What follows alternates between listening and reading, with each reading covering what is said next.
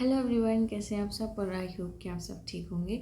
आज हम पढ़ने वाले हैं गौवंश अधिनियम को। ठीक है, सबसे पहले हम सिलेबस को देख लेते हैं कि हमारे सिलेबस में क्या क्या है और हमने क्या क्या कर लिया है। देखो, हमने अभी तक क्या क्या कर लिया है। ST/SC जो एक्ट था, अत्याचार निरोधक अधिनियम 1989 का, हमने ऑलरेडी क्लियर कर लिया है। ठीक है, जो न्यू थोड़ा सा ऐड हुआ था सिलेबस में, है ना। और फिर हमने पेसा एक्ट भी ख़त्म कर लिया है। अब क्या बचा है हमारे पास, एक पर्यावरण संरक्षण अधिनियम बचा है और एक गौवंश अधिनियम है। ठीक है, तो आज हम इसको करने वाले हैं। और साथ साथ यदि हम दूसरे सब्जेक्ट्स का देखें तो हमने क्या कर लिया है, अभी हमने हिस्ट्री स्टार्ट करी है ना। इकोनॉमिक्स का भी थोड़ा सा पोर्शन देखा है, और साथ साथ MCQ में भी जितना पोर्शन आता है उससे रिलेटेड मैं आपको समझा देती हूँ, है ना। और करेंट अफेयर में हमने सारी की सारी योजनाएं देख ली हैं, है ना। योजनाएं देख ली हैं। और हाँ, जनजातियों में हमने भील जनजाति की स्टार्टिंग की है, जो कि हम जल्द ही जितनी भी जनजातियां हैं उसको ख़त्म कर लेंगे। ठीक है, इतना हमारा हो चुका है। आज हम करने वाले हैं गौवंश अधिनियम। देखो, ओके, अब इसमें क्या क्या पढ़ना है आपको ध्यान देना है। और ऐसा नहीं है कि हमें बस रट्टू तोता बनना है। आपको PSC पेपर फर्स्ट देने का उद्देश्य ये रहता है कि कम से कम एटलीस्ट आपको मध्य प्रदेश के बारे में कुछ तो थोड़ा सा नॉलेज होना चाहिए। ठीक है, ऐसा नहीं है, आप उनको भी पता है कि आपका सिलेबस बहुत वास्ट है ना। पेपर फर्स्ट के अलावा आपको सेकंड पेपर भी पढ़ना है, और जो कि बहुत ज़्यादा टफ है, आई नो। तो ऐसा नहीं है कि वो बहुत ज़्यादा डीप पूछता है पेपर फर्स्ट से। सिर्फ इसमें कितने क्वेश्चन आते हैं, 50। और इसी में से 4 क्वेश्चन नहीं बन सकते, सबकी एक अलग अलग सिलेबस है, तो अलग अलग क्वेश्चन अलग अलग जो पोर्शन से आएंगे। ठीक है, तो ऐसा नहीं है कि हम बिल्कुल इसको डीपली बिल्कुल पढ़ते जा रहे हैं, नहीं, जितना ज़रूरी है हम उतना पढ़ेंगे और वहीं से क्वेश्चन आता है। मैंने आपको टेलीग्राम पे ऑलरेडी सेंड किए हुए हैं 1-2 क्वेश्चन के टाइप, कि देखो ये जो अधिनियम है इनमें से किस प्रकार से क्वेश्चन पूछे जा रहे हैं। ठीक है, ओके, अब हम स्टार्ट करने वाले हैं, उसी प्रोसेस को लेकर हम यहाँ पे पढ़ने वाले हैं। ठीक है, अब क्या है, मध्य प्रदेश गौवंश वध प्रतिषेध अधिनियम।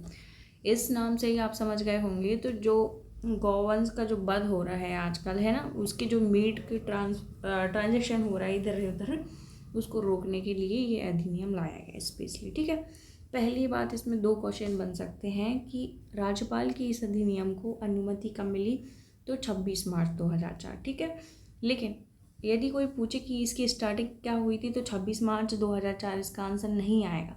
जब किसी राज्यपत्र में, है ना, कोई एक्ट प्रकाशित होता है, हम तभी उसकी स्टार्टिंग मानते हैं। तो ये इसको कब लागू किया गया था, ये कब स्टार्ट हुआ था, तो 29 मार्च, मतलब 26 से 3 दिन बाद 29 मार्च 2024 को इसका ये प्रकाशन हुआ था। दैट मीन्स ये अब स्टार्ट हुआ था। ठीक है, इस एक्ट अधिनियम को लागू किया गया था, है ना। तो हमने 2 चीज़ देख ली कि पहले राज्यपाल की अनुमति कब मिली थी, 26 मार्च को, और हाँ, इसको लागू कब किया गया था, 29 मार्च को, है ना। दोनों के दोनों क्वेश्चन यहाँ से बन सकते हैं। उद्देश्य हमें पता ही है क्या है, कि गौवंश का जो वध होता है उसको रोकने के लिए ये अधिनियम बनाया गया था। तो कितनी भी डिफिकल्ट लैंग्वेज में लिख दो, उसका मतलब यही होगा। ठीक है, अब क्या याद रखना है, इसमें कुल धाराएँ कितनी हैं, 18। ये जो 18 धाराएं हैं, हमें बस इनको याद करना है ना, इनको समझना है, इनको याद करना है, क्योंकि क्वेश्चन यहीं से आएगा। या तो आएगा कि कब लागू किया गया था, या फिर राज्यपाल की अनुमति कब मिली थी। दूसरा आएगा इन धाराओं में से कि इस धारा में पर्टिकुलर में क्या है। ठीक है, तो बस हमें यहाँ से याद करना है। अब देखो, कोई भी एक्ट हो, उसकी पहली धारा और दूसरी धारा में सेम होता है, मतलब कि संक्षिप्त नाम, विस्तार और आरंभ पहली धारा में, और दूसरी में रहता है परिभाषा, है ना। यहाँ तक तो सारे के सारे एक्ट बिल्कुल सेम होते हैं। अब हमें क्या देखना है, जो धारा 3 है उसमें क्या लिखा है, पशु चिकित्सा अधिकारी की नियुक्ति, मतलब कि यदि, ठीक है, अब हम क्या थर्ड वाले में क्या देख रहे हैं, पशु चिकित्सा अधिकारी की नियुक्ति, मतलब कि इनसे रिलेटेड जो पशु चिकित्सा है, मतलब इनकी जो सेवा करेंगे, फिर इनको कोई चोट पहुँचेगी तो इनके क्या करेंगे, चिकित्सा में हेल्प करेंगे। तो उसमें ये लिखा है कि पशु चिकित्सा के अधिकारी। ठीक है, नियुक्ति, इसको भी थोड़ा सा देख लेना, याद करना है। जो जो याद करना है वो हमें बहुत अच्छे से देखना है। फिर क्या लिखा है, गौवंश के वध का प्रतिषेध, मतलब कि जो वध हो रहा है उनको प्रतिषेध करना, उसको रोकना। ठीक है, तो देखो क्या क्या गलत है। पहली बात तो खुद वध करना गलत है, करवाना गलत है, जो भी आप इंटेंशन से किसी को दे रहे हो वो भी गलत है। तो चारों लोग फंसेंगे, समझ रहे हो। और तुम इसके साथ भी आए हो ना कि ये गाय को ले जा रहा है और तुम्हें पता है कि ये बद के लिए जाते, तुमको भी सज़ा मिलेगी इसके तहत, समझ रहे हो। इतना डेंजरस है ये, ठीक है। धारा इसमें ये हो गया, ये दोनों धाराएं जो है बहुत इंपॉर्टेंट है। अब 5 देखो हम, गौ मांस रखने और उसके परिवहन, देखो 5 से 5 इसको इस तरीके से, और फिर है परिवहन, ठीक है, पी और पी। मतलब कि देखो मैं इस तरीके से बस रिलेट करके बता दूँ कि 5 से धारा परिवहन आ गया है ना, 6 में भी परिवहन है। तो कभी भी जैसे गौवंश अधिनियम का क्वेश्चन आ रहा है कि परिवहन किस में दिया गया है, तो मान लो धारा 5 दी है, फिर 10 दी है, 11 दी है और 18 दी है, तो आप एलिमिनेट कर पाओ, या इसके जगह 6 दी है, दोनों एक साथ देंगे तो हो सकता है थोड़ा सा कन्फ्यूजन हो। उसके लिए भी हम बहुत अच्छे से पढ़ लेते हैं कि क्या लिखा है। देखो पहली बात में लिखा है धारा 5 में कि गौ मांस रखने और उसके परिवहन का प्रतिषेध, मतलब यदि आप गौ मांस को रखे हो और उसका परिवहन मतलब किसी बाइक या फिर नाव या फिर बैलगाड़ी या फिर कुछ भी उसको लेके जा रहे हो, उसका प्रतिषेध। दूसरा, अब ये तो आप लेके जा रहे हो, छठवा क्या है, इंटेंशन से यदि आप लेके जा रहे हो, मतलब वध के लिए गौवंश के परिवहन का प्रतिषेध, दोनों परिवहन से रिलेटेड हैं, है ना। ओके, अब हम 6 जो उपभाग उसका का है, देखो 6 के 2 उपभाग हैं इसमें दिए हुए हैं।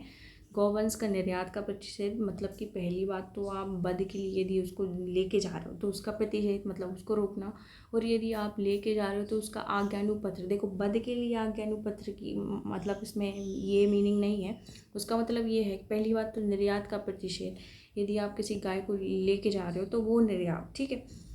और यदि आप लेके ही जा रहे हो तो आपके पास क्या आ गया, परमिट है क्या इसका, है ना। परमिट मतलब कि परमिशन है इसकी, और वध के लिए नहीं, कोई भी सरकार वध के लिए परमिशन नहीं देगी। वो जैसे मिल्क प्रोडक्शन के लिए आपको गायों की ज़रूरत है ना, पशुपालन के लिए, उसके लिए आज्ञानुपत्र, है ना। इसका ये गलत मीनिंग मत निकाल लेना। अब 6 खा में देखेंगे हम, मध्य प्रदेश से होकर गौवंश के परिवहन का प्रतिषेध, यदि मध्य प्रदेश से कहीं और लिए जा रहा है और पता है वध के लिए लेके जा रहे हैं, तो वो इंटेंशन से यदि लेके जा रहे हैं तो उसका प्रतिषेध, ठीक है। या फिर अभिवहन आज्ञानुपत्र, यदि आपको जैसे पशुपालन के लिए यूपी में पता चले इतने जानवरों की ज़रूरत है तो हम लेके जा रहे हैं तो उसका परमिट होना चाहिए, ये लिखा है वहाँ पर, ठीक है।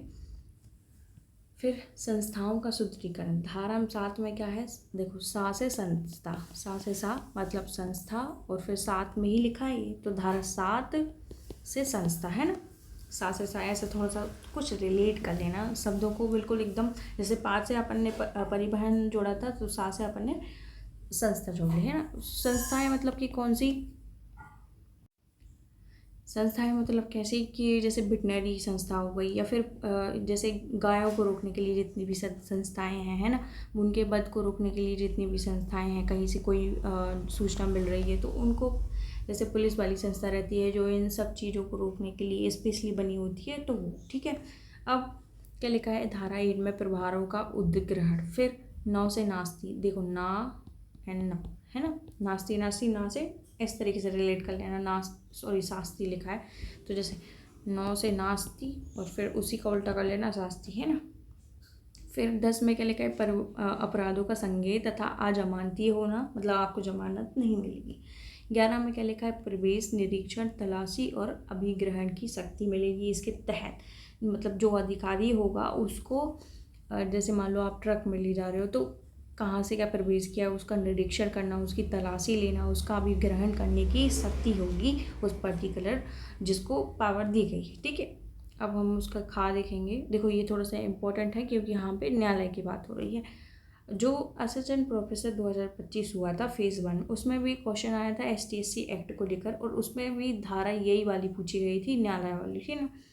देखो खा में क्या लिखा है, अपील प्राधिकारी के आदेश के विरुद्ध सेशन न्यायालय के समक्ष पुनरीक्षण होगा। किसके समक्ष होगा, सेशन न्यायालय के समक्ष होगा।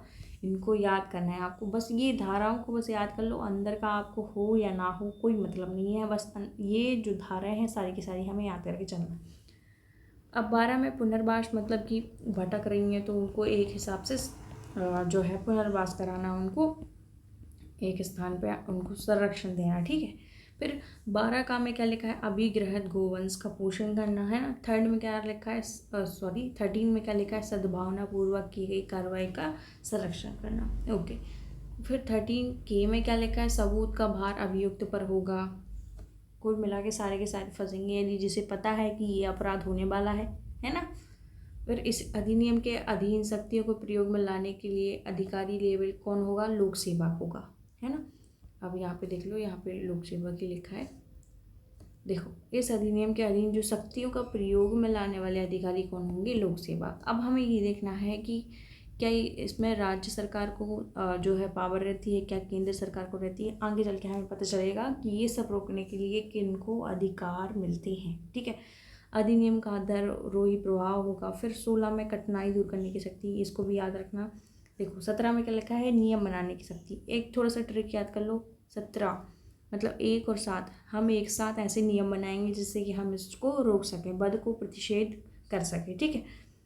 फिर लास्ट में क्या लिखा है, निशान और व्याभिवृत्ति। ये सबको याद हो जाएगा क्योंकि लास्ट वाला हमेशा हर किसी को याद होता था, ठीक है। अब हम इसको पढ़ रहे हैं, थोड़ा सा डीप पढ़ेंगे, ज़्यादा नहीं, जो इम्पोर्टेंट है वही पढ़ेंगे।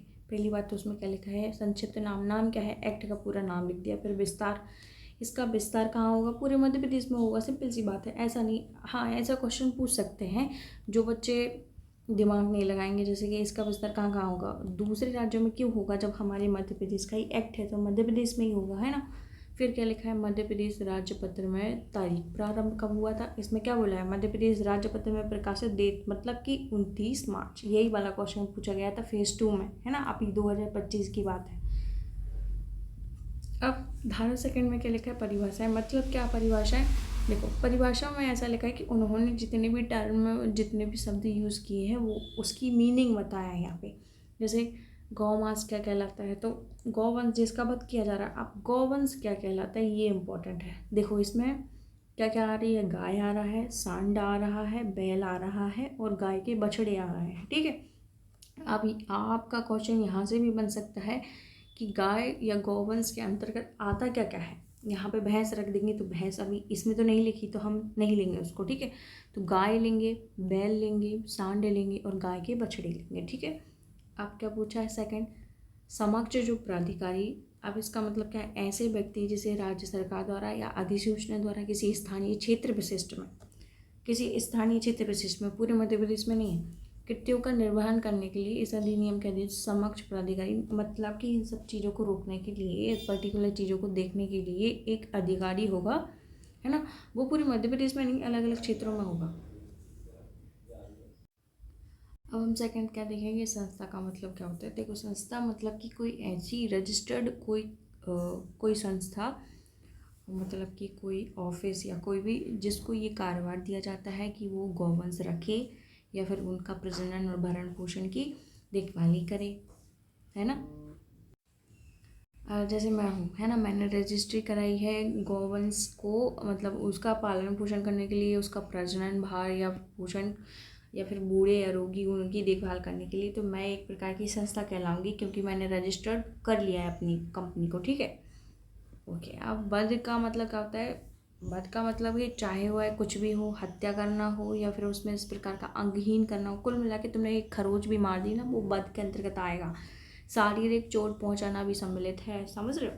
फिर सामान्य अनुक्रम में मृत्यु हो जाए या अप्राकृतिक मृत्यु कार्य से आशय कोई भी कृत्य करना। कुल मिला के आपने एक खरोच भी मारी और आगे चल के वो मर जाए आपके कारण नहीं, बट आप पर ही इल्ज़ाम लगेगा, है ना। छूना भी मत। अब परिवहन क्या कहलाता है, परिवहन मतलब कि चाहे आप किसी नाव से ले जा रहे हो, बैलगाड़ी से ले जा रहे हो या फिर किसी भी चीज़ से ले जा रहे हो, एक स्थान से दूसरे स्थान उसको लेके जा रहे हो और गलत इंटेंशन से लेके जा रहे हो। देखो परिवहन वास्तविक कृषि या अनुषंगिक प्रयोजनों के लिए किया जा रहा हो या फिर गौवंश को एक स्थान से दूसरे स्थान किसी यान द्वारा पैदल ले जाना, ये परिवहन है, ठीक है। परिवहन का नॉर्मल सा मीनिंग। फिर परिवाहक क्या होता है, हम या हम नहीं ले जा रहे तो हमारा कोई पर्सन जिसको हमने बोल दिया है कि लेके जाओ, तो वो भी आएगा, ठीक है, और वो भी फंसेगा, समझ रहे हो, सब फंसेंगे। फिर पशु चिकित्सा अधिकारी कौन होगा, इससे अभिप्रेत है कि धारा 3 के अधीन पशु चिकित्सा के रूप में नियुक्ति किया जाएगा कोई व्यक्ति, है ना, कोई व्यक्ति नियुक्त किया जाएगा और किसी सर्टेन मतलब कि जो स्थल है, मान लो जहाँ ज़रूरत है वहाँ पर, पूरे मध्य प्रदेश में नहीं। फिर यान क्या है, कोई भी हो सकता है, जलमार्ग से आप लेके जा रहे हो उसको या फिर ऐसे ही चला के लेके जा रहे हो। कुल मिला के सारी की सारी कैटेगरी में यान जो है, देखो हस्तचलित वाहन, यांत्रिकी, सारी की सारी यान में गिनी जाएंगी, ठीक है। ओके, अब क्या लिखा है, 3 में हमने देखा था पशु चिकित्सा अधिकारी की नियुक्ति होगी, वो किस प्रकार का कहलाएगा, आयुक्त सह संचालक होगा। पशु चिकित्सा सेवाएं मध्य प्रदेश या विशेष आदेश द्वारा या इस अधिनियम की प्रयोजना किसी व्यक्ति या व्यक्ति के वर्ग को आदेश में विनिर्दिष्ट, देखो कौन सा स्थानीय क्षेत्र के लिए पशु चिकित्सा अधिकारी के रूप में नियुक्त किया जाएगा, वो कौन से लेवल का होगा, आयुक्त सह संचालक। समझ गए। अब गौवंश के वध का प्रतिषेध, कोई भी व्यक्ति किसी भी साधनों से किसी गौवंश का ना तो वध करेगा, ना तो वध करवाएगा, ना ही उन्हें वध करने के लिए देगा और ना ही उन्हें वध के लिए दिलवाएगा। समझ रहे हो, तुम इनडायरेक्टली भी किसी को नहीं दिलवा सकते, ना ही तुम किसी को दे सकते हो डायरेक्टली, ना ही तुम खुद कर सकते हो, ना ही किसी और को इंटेंशन रखने, सामने वाला इंटेंशन रख रहा है तुमको पता है, फिर भी तुम कुछ भी नहीं कह रहे हो, तुम उस कैटेगरी में आओगे, दैट मीन तुम्हें दंड मिलेगा ही मिलेगा। समझ रहे हो, इतना डेंजरस है ये एक्ट। गौमांस रखने और उसके परिवहन देखो, कोई भी व्यक्ति इस अधिनियम के उपबंधों के उल्लंघन में वध किए जाने में किसी गौमांस को अपने कब्जे में नहीं रखेगा और ना ही उसके वध करेगा। सिंपल सी बात है ना। वध के लिए कोई भी परिवहन नहीं करके जाएगा। इसके अंदर का पढ़ने के लिए हमें इतनी ज़रूरत नहीं है। गौवंश के निर्यात का प्रतिषेध या फिर उनको परमिट लेना पड़ेगा, है ना। लेकिन वध के लिए परमिट नहीं होने की बात चल रही है यहाँ पे बात चल रही है किसके, देखो, या फिर उनको जैसे डेयरी उद्योग डालना है ना, कृषि के लिए उनको चाहिए, या फिर किसी पशु मेले में भाग लेने के लिए चाहिए। ये वध के लिए आज्ञा परमिट नहीं हो रहा है ना। इस प्रकार के कामों के लिए, डेयरी उद्योग के लिए, कृषि के लिए, फिर पशु मेले के लिए ये चीज़ उन्होंने बोली है ना। पता चलेगा आपको, आप बोल रहे हो कि परमिट मिल जाता है तो फिर बात कर सकते हैं ना, है ना। अब इसमें देखेंगे मध्य प्रदेश से होकर जो परिवहन प्रतिषेध, या हाँ कुल मिला के मध्य प्रदेश से यदि हम किसी और चीज़ के लिए लेके जा रहे हो, मतलब जैसे कृषि करने के लिए, पशुपालन के लिए, डेयरी खोलने के लिए, तो उसके लिए परमिट होना जरूरी है। संस्थाओं का सुदृढ़ीकरण, मतलब राज्य सरकार जो है, किसको अधिकार मिले हैं, राज्य सरकार को। राज्य सरकार ऐसी संस्थाओं के सुदृढ़ीकरण के लिए आवश्यक कदम उठाएगी जो गौवंश कल्याण में लगी हो, ठीक है। सिंपल सा है। प्रभारों का उद्ग्रहण, इसका मतलब क्या होता है ये देख लेते हैं थोड़ा, क्योंकि थोड़ा सा वर्ड जो है भारी है। संस्था का भार साधक व्यक्ति जो है आसक्त बूढ़े और रोगी गौवंश की देखभाल और भरण पोषण के लिए उनके स्वामियों से ऐसे प्रभारों का उद्ग्रहण कर सकेगा जैसा कि विहित किया गया है। समझ रहे हो। साक्ति, इसमें साक्ति मतलब होता है दंड, है ना। 9 से साक्ति, साक्ति मतलब नाकती, और तुम नहीं मानोगे तो क्या मिलेगा, दंड। कुल मिला के इस तरीके से कुछ रिलेट कर लो।